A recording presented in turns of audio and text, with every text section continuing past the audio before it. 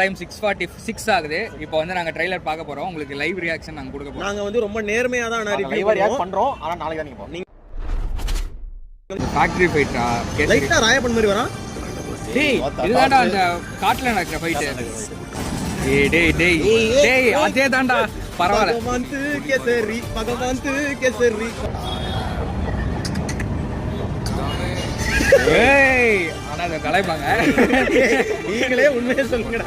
அந்த ட்ரக்ல மட்டும் please Anna please நான் ட்ரக்ல மட்டும் பறந்து வாங்க வந்து அப்புறம் bro I don't care. Opening சீன்ல யாரோ வந்து பாம் ஏதோ பண்ணிட்டு இருக்க மாதிரி காமிப்பாங்க. அது வந்து புசி ஆனது நான் நினைக்கிறேன். நீங்க என்ன நினைக்கிறீங்க? இதெல்லாம் சொல்லுடா.